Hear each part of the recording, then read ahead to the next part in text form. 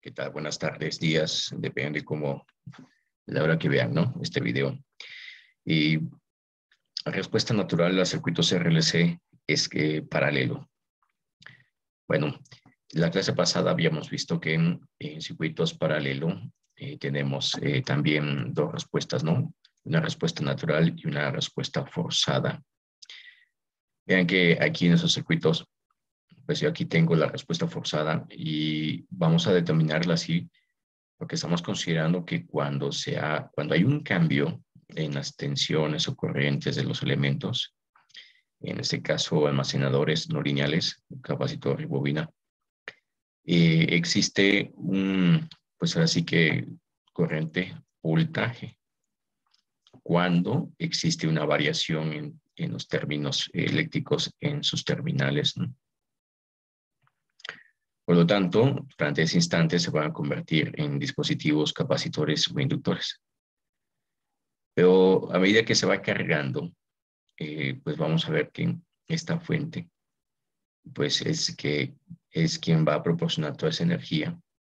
Va a llegar en algún momento en que va a llegar a un tope máximo.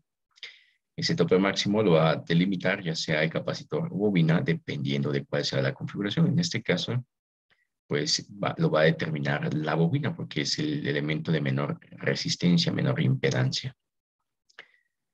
En el caso del circuito natural, estamos considerando que los elementos han sido cargados anteriormente y que cuando ya están en presencia solamente de una resistencia, que esta sería quien produzca, quien genere pues la carga y que genere también la descarga de la energía almacenada en estos hacia este. Estas son los dos, bueno, la primera parte que estamos viendo en paralelo, los dos circuitos equivalentes a los cuales queremos llegar. Por supuesto que van a encontrar ustedes circuitos mixtos. Para ello tendríamos que hacer todo un análisis de mallas, nodos, íntegro diferencial o Laplace, pero lamentablemente Laplace no lo han visto bien. Entonces, eso es con respecto a paralelo. En cuanto a serie, pues tenemos lo mismo. Aquí no hay presencia de fuente y por lo tanto la energía que se proporciona a esta resistencia proviene del inductor y capacitor al mismo tiempo. ¿Qué pasaría si tuviéramos una fuente? Bueno, pues si estos elementos tienen energía almacenada, se les va a sumar o restar de manera algebraica dependiendo de la polaridad que tenga esta fuente. ¿Sí? Y volvamos a lo mismo. Aquí para un efecto práctico, por ejemplo, ustedes podrían ver cómo se comporta la bobina en tiempo infinito. Es decir, una vez que se cierra el switch, cómo se comporta la bobina y cómo se comporta el capacitor. Vamos a suponer de que estos se han cargado a un nivel máximo. Es decir, por un momento, pues sabemos que este se comporta como un capacitor, pero ya después, en tiempo infinito, si las condiciones se mantienen constantes, estáticas, vamos a ver que esto se comporta como si fuera un circuito abierto. Y de igual forma, como circuito, pues ahora sí que un corto. ¿Va a haber energía corriente aquí en ese circuito? Por supuesto no. Entonces, ¿cuál sería el voltaje final que estaría visualizando acá? Pues sería el mismo de la fuente. Cosa contraria de lo que ocurre aquí. Pues aquí pues tenemos un corto en tiempo infinito o estado permanente y veríamos de que pues la corriente se va a ir por el camino menos resistivo. En este caso el capacitor va a verse como un circuito abierto. La resistencia pues tiene un valor superior a la resistencia interna del inductor. Por lo tanto, esto se va a ir totalmente a descargar sobre este. También cabe aclarar de que tenemos condiciones no ideales y esa condición ideal implica que también hay una pequeña resistencia aquí. Entonces, habría que tomarla en cuenta, pues así que cuando lleguemos a esta parte práctica. Bueno, vamos a proceder con el análisis y para ello voy a analizar este nodo, repito, respuesta natural, paralelo RLC. tomo este nodo, dado que yo tengo este nodo principal como referencia a tierra, y dado eso, pues procedo a analizar las corrientes que fluctúan en este nodo principal, que se llama B. Por lo tanto, yo tengo voltaje sobre resistencia, que es la corriente que fluctúa en esta, más la corriente que fluctúa en la bobina, ¿sí? Que sería 1 sobre L, el integral de voltaje en función del tiempo, más su corriente inicial, más la capacitancia, es decir, la corriente que fluctúa en capacitor. Ya vimos que ese capacitor no va a generar corriente a menos que exista una alteración, una variación en los terminales eléctricos, ¿no? En sus, o sea, así que en sus nodos. ¿Sí? Pues vamos a diferenciar esta ecuación. Diferenciando nos queda un sistema de segundo orden, tal como pueden ustedes visualizar aquí. Y a partir de aquí podemos nosotros ahora sí tener, puede hacer una solución. La solución, pues hay muchas maneras. Aquí lo que propone el libro es una solución que ya conocemos, que ya ha sido comprobada por medio de esta exponencial. Entonces, donde A es una constante, S, pues también vendría siendo una constante, ya sea real o compleja, ¿sí? Y T, pues está en función de tiempo. La justificación de esto es, uno, de que esta es una solución ya comprobada desde mi punto de vista. Y dos, yo lo vería más en términos de Laplace. ¿Vale? Entonces, aquí está la demostración del por qué se usa una solución de este tipo, el cual los invito a que pues, lo lean con más detalle.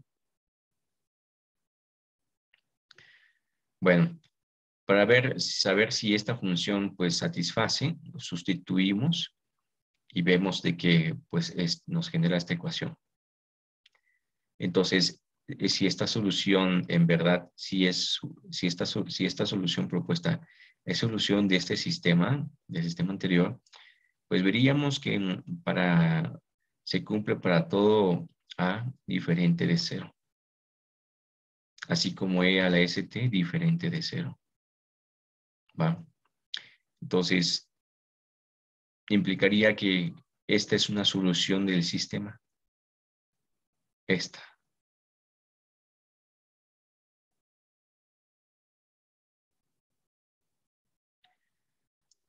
Bueno, pues dado que esta es una solución del sistema, procedemos nosotros a encontrar, dado que es un sistema cuadrático, pues las raíces, porque esas raíces son las que nos van a determinar cómo se comporta en el dominio del tiempo.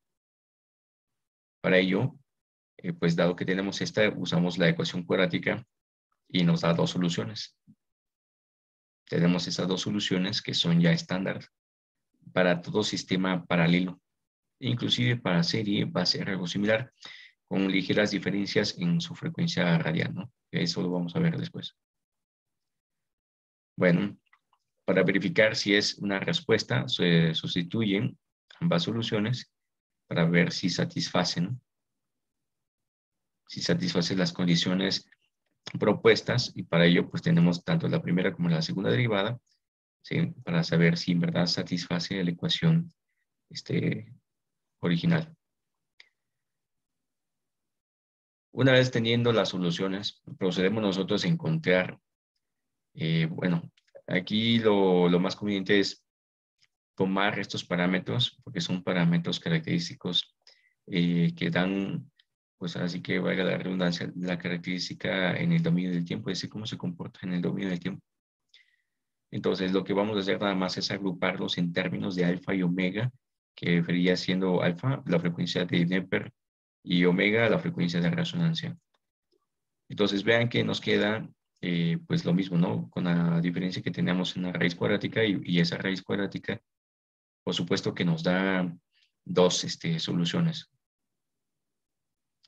Esto es lo que nosotros vamos a analizar. Vean que a partir de aquí tenemos, pues así que respuestas naturales, reales o respuestas complejas. Y eso, si omega fuese mayor a alfa, vean que vamos a tener nosotros una respuesta compleja. ¿Sí? Es decir, tendríamos menos alfa, más menos una parte compleja, ¿no? Aquí no está, pero sería omega de la diferencia de estas dos.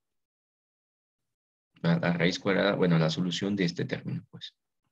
¿Va? Así que, pues teniendo esta parte, nosotros ya podemos determinar qué tipo de respuesta esperamos. Es decir, y esos términos nos van a determinar nosotros si el sistema tiende a oscilar, si va a responder muy lento o va a tender a responder rápido. ¿Va? Así que, pues lo primero que hay que hacer es encontrar las raíces características.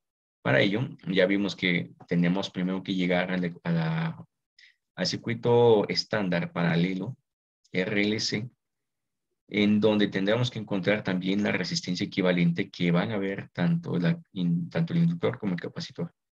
Una vez teniendo estas respuestas, pues tenemos así que las raíces, por supuesto, los términos características de este sistema, de este circuito, que sería alfa y omega. Y por lo tanto, pues así que vamos a determinar qué tipo, bueno, más bien, cómo serían las constantes que determinen las condiciones iniciales. Va. Bueno, S1 y S2 se denominan frecuencias complejas, alfa, frecuencia Neper, y omega 0, frecuencia de resonancia en radianes. Y dice, todas estas frecuencias tienen como dimensiones la frecuencia angular partida por el tiempo. Para las frecuencias complejas, la frecuencia Neper y de resonancia en radianes, especificaremos los valores utilizando como unidad los radianes por segundo. Bueno, para esto tenemos los tres casos que ya vimos que ya sea que sean complejos o reales, ¿no?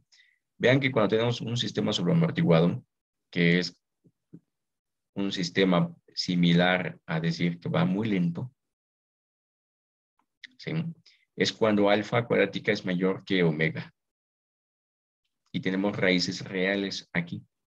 Es decir, la tensión o corriente se aproximan a su valor final sin oscilaciones, sin perturbaciones. Subamortiguado, cuando tenemos oscilaciones.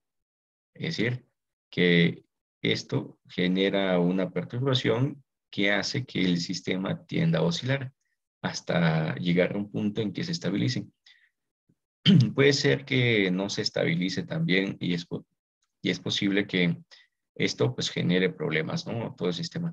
Sin embargo, este tipo de oscilaciones también se aprovechan en otros circuitos como los osciladores.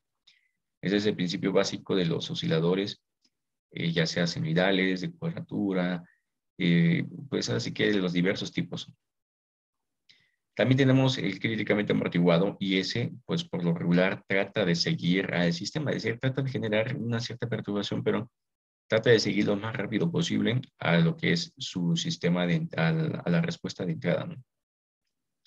Estamos hablando de que esto es para una respuesta escalar de tipo escala unitario. Vamos a ver la forma de respuestas. Intención sobreamortiguada. Vean que nosotros tenemos tres casos para respuesta natural y también tendremos tres casos para respuesta forzada. Para el caso de tensión sobreamortiguada, cuando las raíces de la ecuación característica son reales y distintas, decimos que la respuesta en la tensión del circuito RLC paralelo está sobreamortiguada. Por lo tanto, tenemos una solución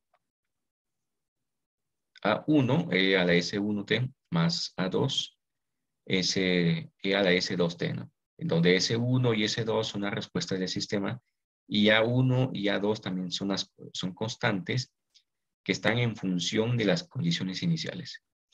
Repito, estamos viendo respuesta natural al sistema. Bueno, estas condiciones las vamos a encontrar nosotros cuando evaluemos en condiciones, por ejemplo, en B0 más, es decir, cuál es la condición inicial que tiene el capacitor de bobina después de que se cerró o abrió el switch. Es decir, después de que hubo una perturbación o una alteración, ¿no?, en las terminales de estos elementos Y la segunda, qué tan rápido fluyó esa señal, esa respuesta eléctrica. A partir de eso, pues vamos a ver que se va a estar formando un sistema lineal para poder encontrar tanto S1 como S2.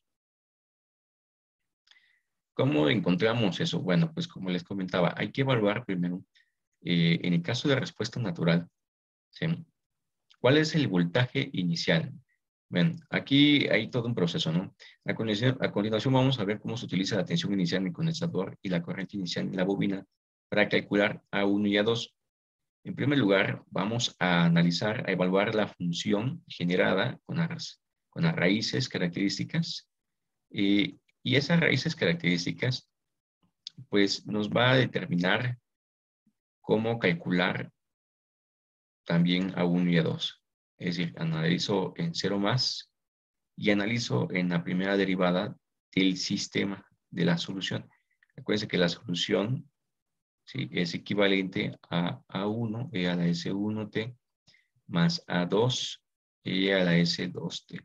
Entonces, estamos evaluando este sistema, esta ecuación característica, ¿sí?, en función de S1, S2 y, por supuesto, para encontrar A1 y A2. Pero como no sabemos cuáles son las condiciones iniciales, pues tenemos que hacer algunos análisis previos, tanto en Kirchhoff, para poder determinar esas características, ¿no?, ya que puede ser que el capacitor esté cargado, pero el inductor no, o viceversa. Así que tenemos la primera ecuación para analizar estos coeficientes y tenemos la segunda condición, pues derivando esta función, es decir, derivando esta para encontrar cuál es la respuesta, cuál es la segunda ecuación para poder determinar estos coeficientes. Conociendo S1 y 2, la tarea de calcular A1 y A2 se reduce a determinar los valores de B0 en más y la primera derivada de voltaje en 0 más también. El valor de 0 más es la tensión inicial en el condensador, es B0. Por otro lado, para obtener el valor inicial de la derivada de voltaje, tenemos primero que hallar la corriente que atraviesa la rama del condensador en T en 0 más. Entonces, la condición para encontrar cuál es dB0 más en dt, pues consiste, como vean, en encontrar la corriente de condensador. Y eso porque la corriente de condensador es igual a C dB dt.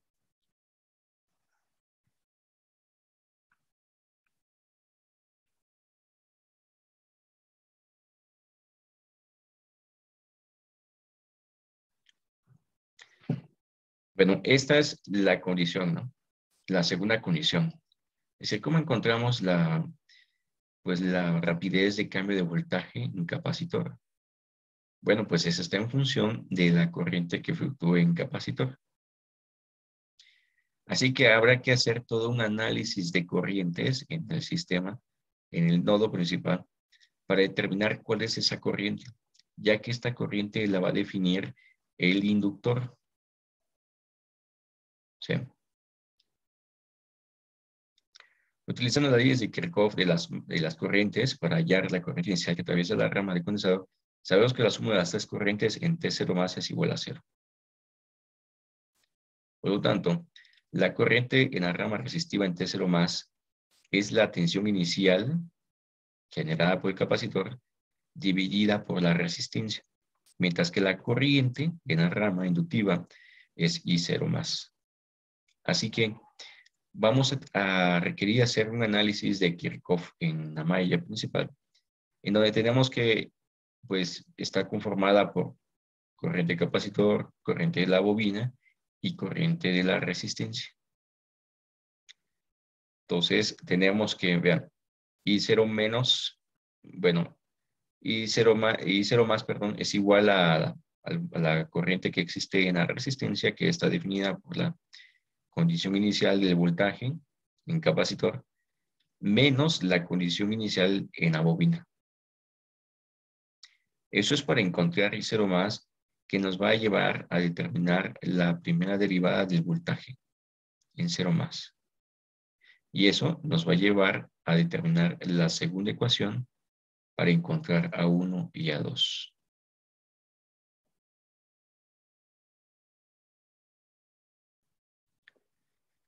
Después de determinar el valor numérico de I0 más, utilizamos la ecuación 821 para calcular el valor inicial de la primera derivada. Entonces, aquí se lo resumen en 4 pasos, me parece. El cual dice, podemos resumir el proceso del cálculo de la respuesta sobre amortiguada de la siguiente forma. Primero, pues calcular las raíces características de S1 y S2, utilizando los valores de resistencia, desinductancia y capacitancia.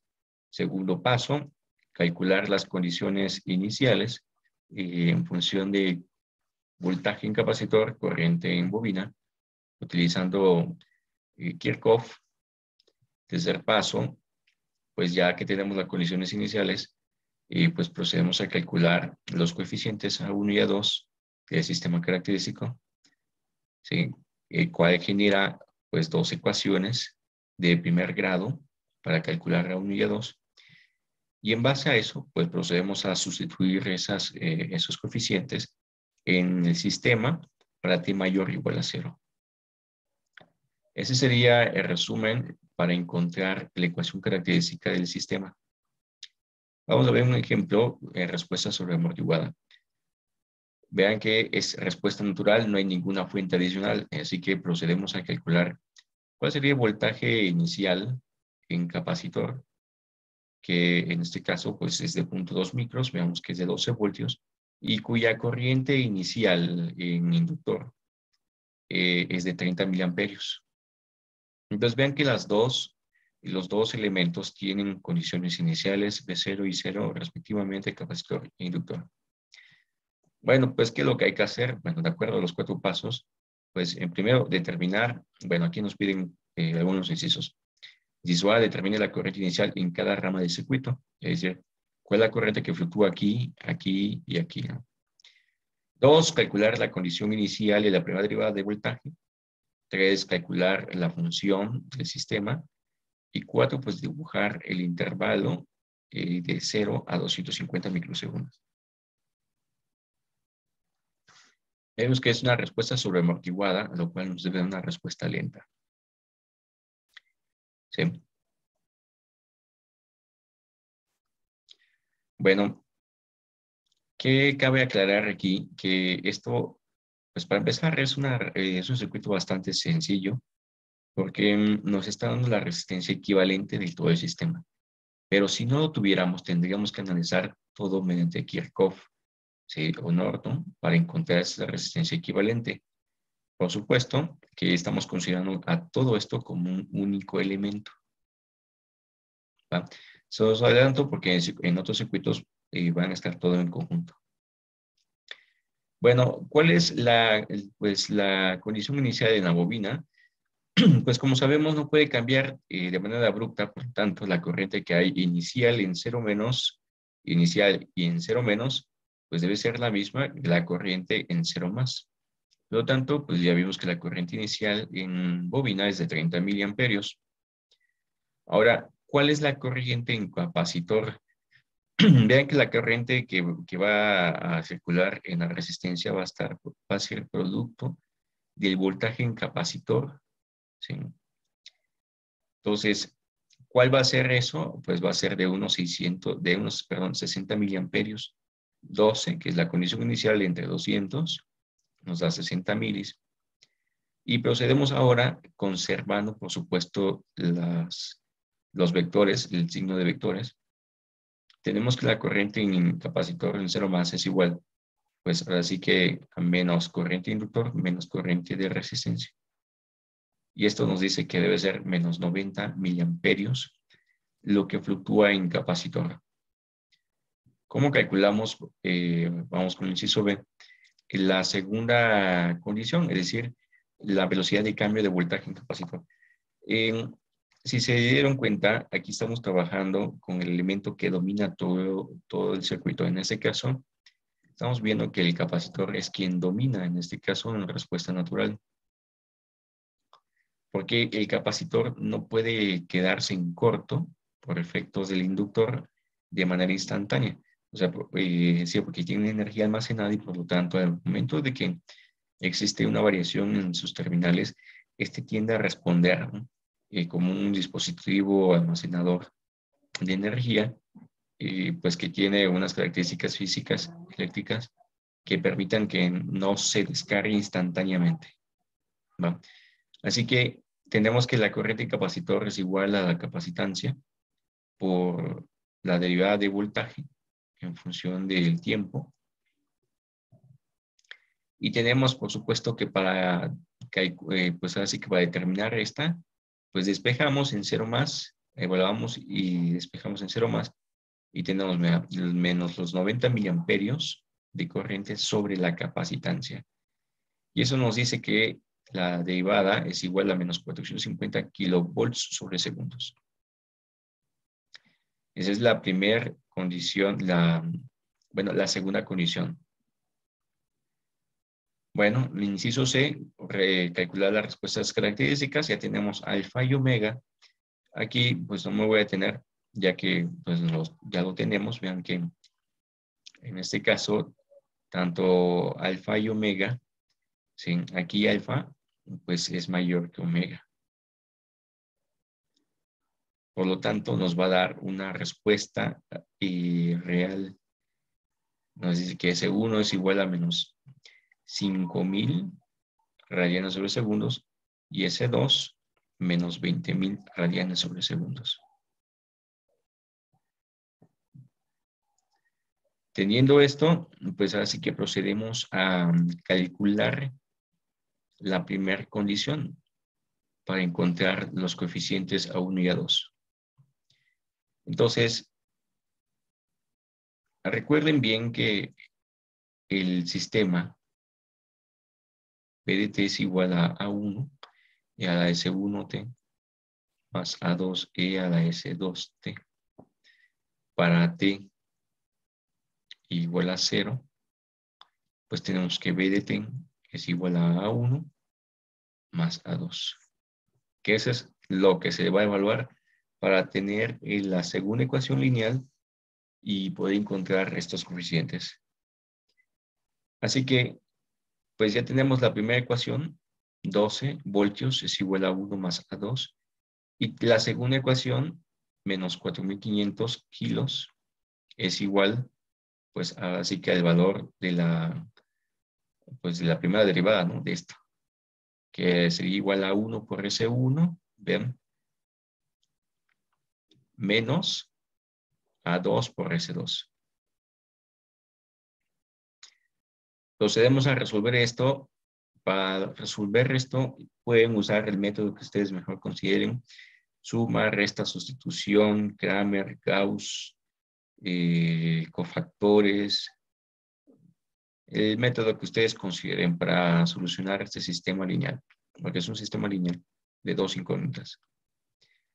Resolviendo el sistema, ya tenemos que la respuesta natural de esto, del comportamiento inductor, capacitor y resistencia, es igual a menos 14 por E a la menos 5000T más 26 E a la menos 20.000T. Hay que verificar siempre esta ecuación, este sistema. ¿Cómo verificamos eso? Bueno, pues tenemos que evaluar nosotros en T igual a 0 y en la primera derivada. Si tanto en B0 nos da los 12 voltios, que es la condición inicial, y en la primera derivada nos da menos 4.500, pues eso implicaría que está correcto nuestro sistema. En caso contrario, pues implica que algo no estuvo bien. Bueno, vean que la respuesta ya aquí graficada de función de voltaje en el dominio del tiempo hasta 250 microsegundos, nos dice que este sistema tiende a responder lento.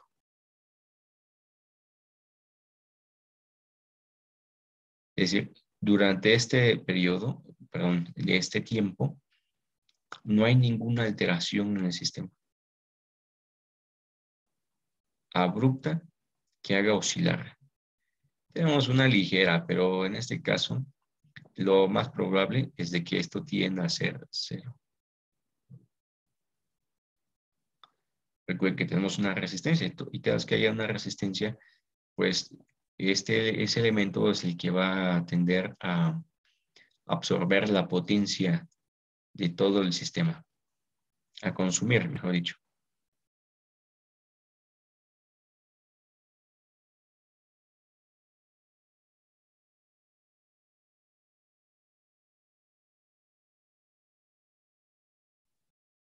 Ejemplo 2.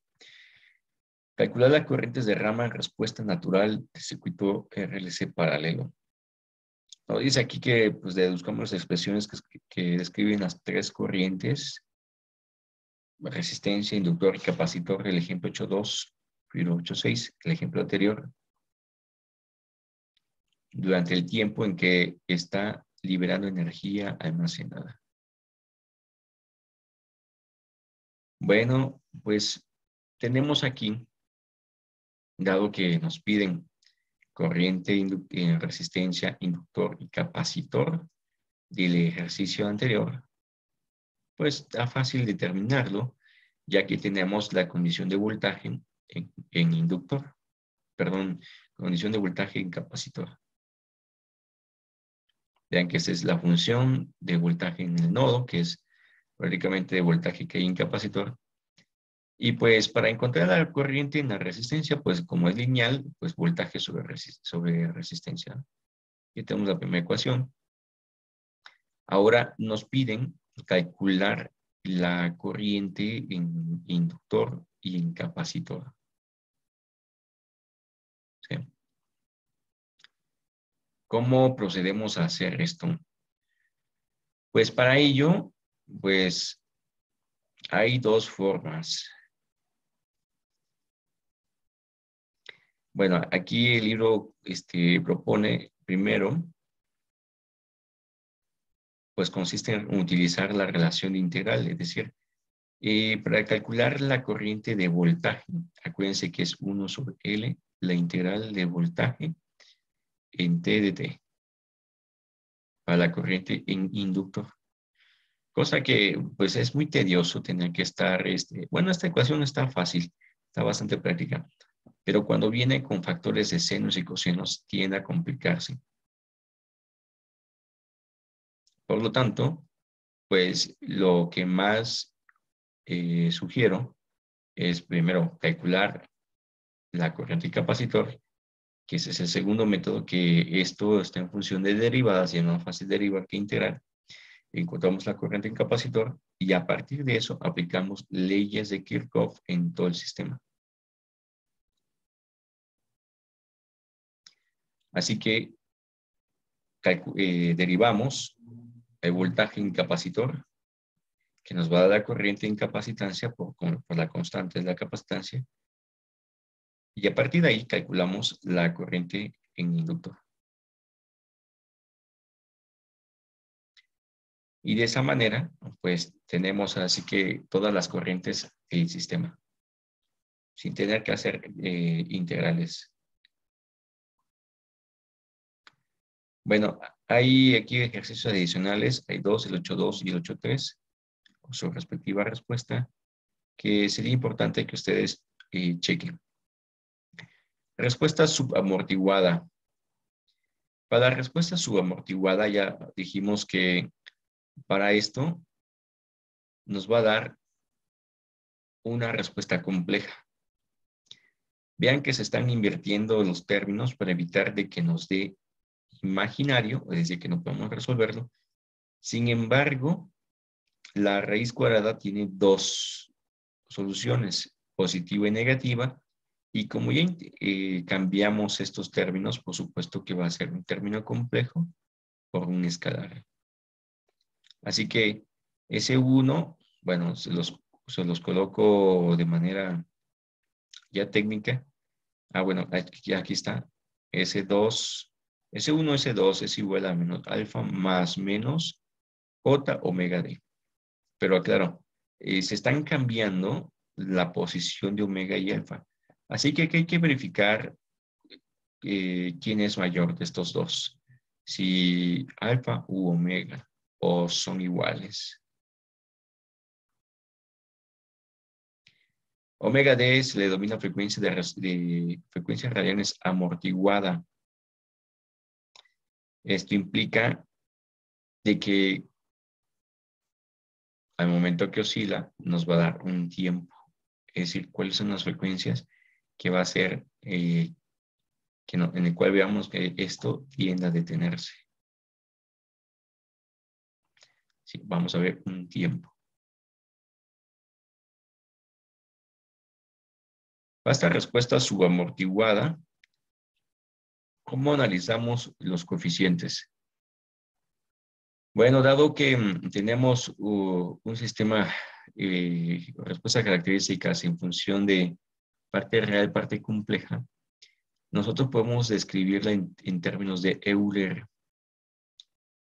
Por lo que para escribir la parte de Euler, la parte real sería con el exponencial y la parte compleja mediante senos y cosenos. De hecho, aquí está. Euler es igual a coseno de teta más menos j seno de teta. Haciendo válida esta expresión, esta solución, pues tenemos que la respuesta para un sistema que tiene componentes complejos, pues vamos a tener nosotros que B de t, sustituyendo, por supuesto, en términos de S1 y S2 complejos, podemos nosotros determinar los valores de A1 y A2 con factores de E a la menos alfa t, con su respectivo coseno y seno real complejo. Así que la solución a un sistema subamortiguado va a ser equivalente a B1 E a la menos alfa t coseno de omega t más B2 E a la menos alfa seno de omega t. Las constantes B1 y 2 son reales, no pueden dar complejas. Dado que la tensión, es decir, el voltaje, es una función real. No de que le confunda el hecho de que B2, ¿sí?, de la ecuación anterior de equivalencias, es igual a J A1 menos A2. Es decir, esto. Es decir, porque podemos fácilmente asociar de que este es B1 y este es B2. Pero no. ¿Sí? Bueno, a partir de esto, en caso de subamortiguado, A1 y A2 son valores complejos conjugados,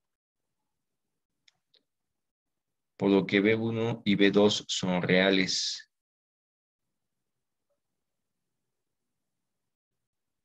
La razón para definir la respuesta subamortiguada en términos de los coeficientes B1 y B2 es que nos proporciona una ecuación más simple para la tensión en B. Así que para determinar cuál es la respuesta, pues hay que encontrar B1 y B2, dependiendo de las condiciones iniciales de corriente en inductor y voltaje en capacitor.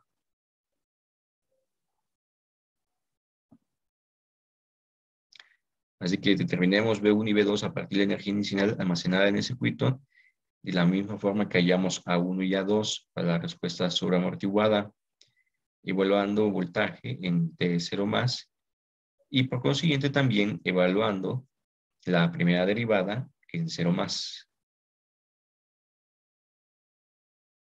Es decir, vamos a aplicar el mismo procedimiento de Kirchhoff. Vean, evaluando en 0 más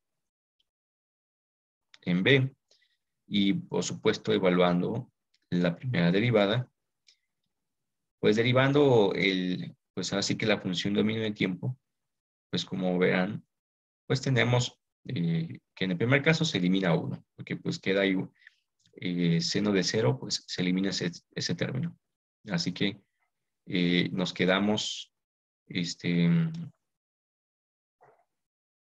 con la parte del coseno. Derivando todo esto, nos queda menos alfa B1 más omega D B2.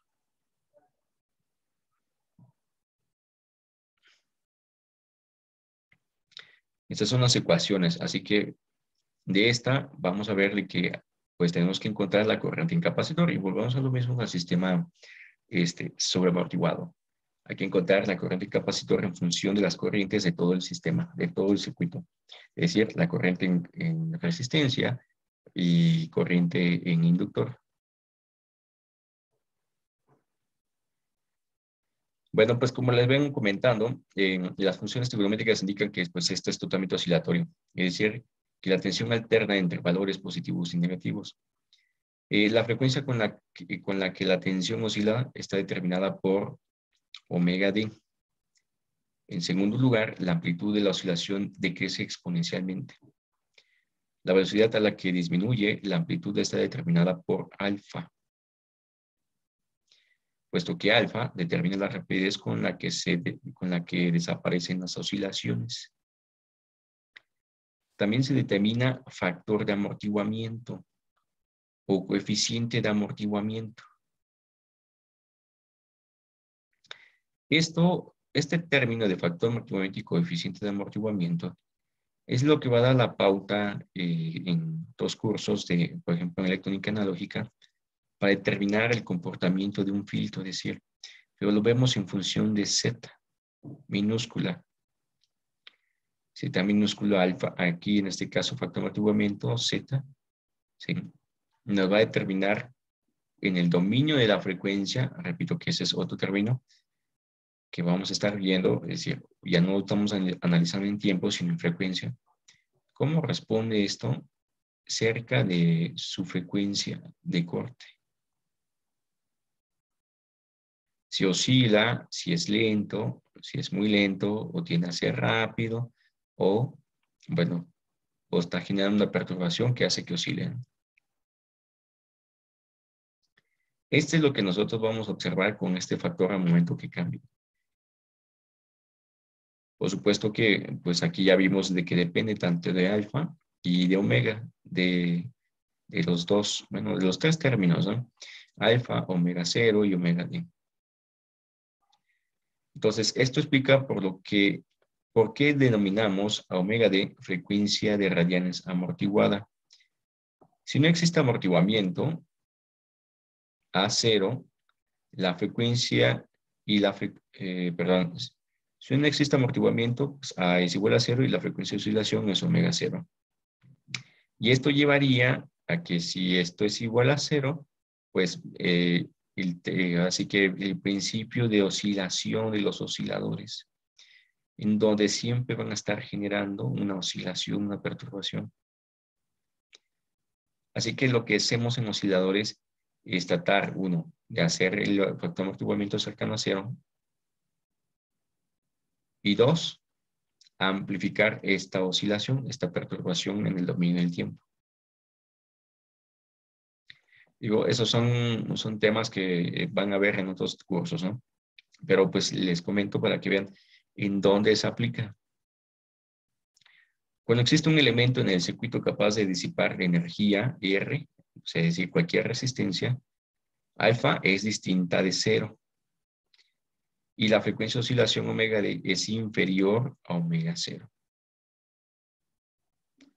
Por lo tanto, cuando alfa es distinta de 0, decimos que la frecuencia de oscilación está amortiguada. Es decir, pues, si no existe resistencia, existe un sistema de resonancia, es decir, que tanto inductor y capacitor intercambian las energías, produciendo oscilaciones, perturbaciones constantes. Pero si existe una resistencia, eso va a hacer de que el sistema, pues, la energía que hay en capacitor e inductor, pues, no se mantenga, sino se disipe en el elemento resistivo, es decir, en el elemento que consume potencia. Recuerden que toda la resistencia lo que hace es consumir potencia. Vámonos ahora con respuesta subamortiguada. Bueno, aquí tenemos las siguientes condiciones. Circuito RLC natural, respuesta natural B0, voltaje en capacitor igual a 0. Y tenemos una corriente inicial de menos 12.25 miliamperios. Vean que esta corriente pues va en sentido contrario al que indica aquí este vector. Pues los pasos son los mismos: calcular las raíces características, calcular las condiciones, ¿sí? Para t igual a 0 más, y para ello hay que evaluarla en B y la primera derivada. Inciso C, calcular la respuesta en tensión para t mayor o igual a 0, es decir, B de t, y para ello tenemos que encontrar los coeficientes A1 y A2. Bueno, en este caso sería B1 y B2, para no confundir. Y inciso D, dibujar B de t, ¿no? Para un intervalo de 0 a 11 milisegundos.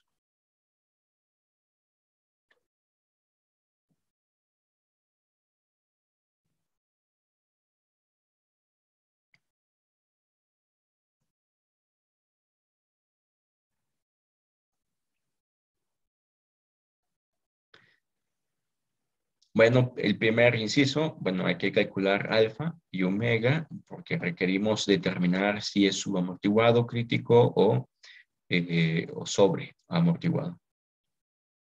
Entonces vemos que al momento de calcular tanto alfa y omega, omega cuadrada pues es mucho mayor que alfa cuadrada.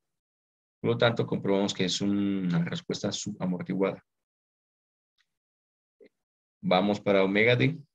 Vean que este término se intercambió nada más para que no nos dé complejo al momento de calcularlo de manera aritmética. Pero que aquí ya indicamos mediante el factor complejo de que pues esto pues se cambió, ¿no? Entonces ya tenemos las raíces características del sistema, ya tenemos alfa, ya tenemos omega y ya tenemos omega d. ¿Sí? Así que vamos con el siguiente, que es calcular las condiciones iniciales. Y vemos que el capacitor pues no tiene voltaje inicial. Entonces B en 0, ¿sí? Que es igual a B0 más, que es la condición inicial, pues es igual a 0. Recuérdense que cuando evaluamos en t igual a 0, una función, pues nos queda B1. ¿Sí? Entonces, bueno, aquí lo debe decir, puesto que B0 igual a 0, la corriente en la rama resistiva, pues será 0 también. Por lo tanto, la corriente del condensador en t igual a 0 es la inversa de la corriente que atraviesa la bobina. Acuérdense que tenemos IC, IL y R. Pero esta depende de esta, del voltaje inicial. Como no hay, pues ahora sí que en el circuito, como esto es igual a 0, pues queda con que IC es igual a IL. Entonces, dado esto, tenemos que la corriente en capacitor va a ser la inversa de la bobina. Por lo tanto, procedemos a calcular la segunda condición para encontrar los coeficientes y tenemos que esto es igual a 12.25 miliamperios entre la capacitancia. Así que tenemos que la segunda condición, es decir, la primera derivada, es igual a 98.000 volts sobre segundos. A partir de esto, ya podemos encontrar cuál es B2. Puesto que B1 es igual a 0, como se les comentaba aquí hace un momento, en esta parte, pues B2 es igual a despejando 98.000 entre omega d. Y esto pues nos dice que es igual a 100. Así que vamos a sustituir todo en la función B de t.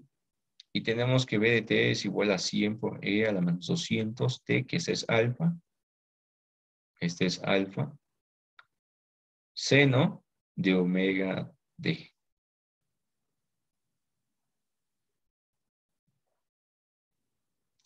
Y esa es nuestra respuesta. Esa es la respuesta característica de todo el sistema.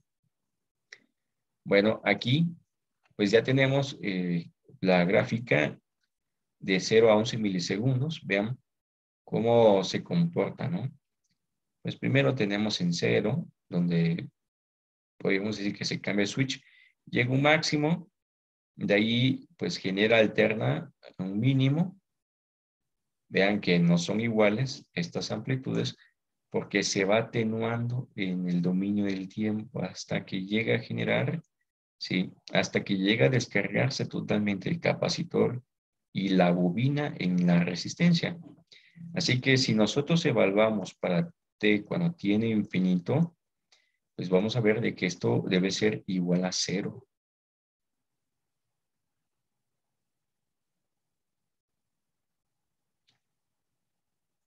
¿Qué implica? Pues que no tenemos ninguna fuente adicional en el sistema, ¿no? Que proporcione esta energía.